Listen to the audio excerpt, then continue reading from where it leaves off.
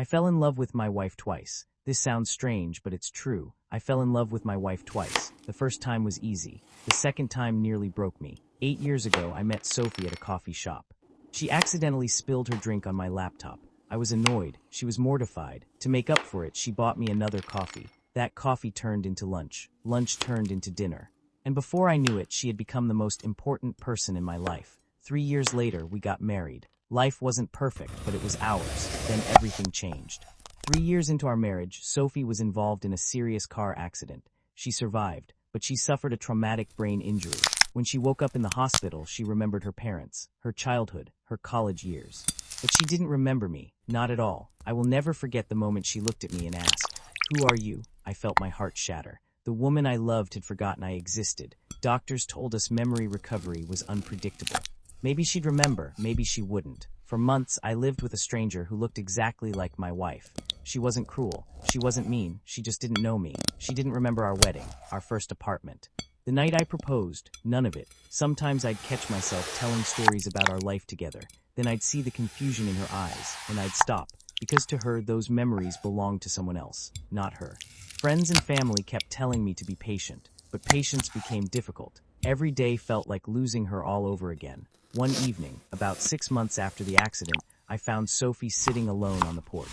She looked upset. I asked what was wrong. She said something I'll never forget. "I feel guilty." I asked why. She said, "Everyone keeps telling me how much I loved you, but I don't remember any of it." Then tears started running down her face. "And I can see how much you're hurting." That was the first time we truly talked about it, not as husband and wife, just as two people. After that, things slowly changed. We started spending time together. Not trying to recreate old memories, creating new ones. We went on walks, watched movies, cooked dinner together. Sometimes she'd ask questions about our past. Sometimes she wouldn't. For the first time, there was no pressure. No expectations, just honesty. Months passed. Then one night, almost a year after the accident, we were looking through old photographs. She pointed at a picture from our wedding. In it, she was laughing at something I'd said.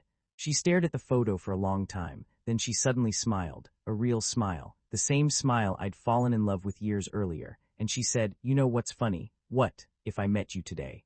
I'd probably fall for you again." I started crying immediately, not because her memory had returned. It hadn't, but because for the first time she wasn't choosing me because of our history. She was choosing me because of who I was.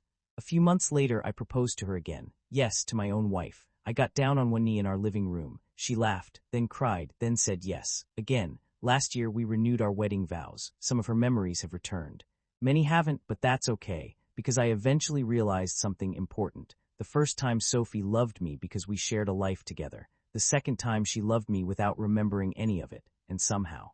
That made it even more special. So yes, I fell in love with my wife twice, and somehow the second time was even better than the first.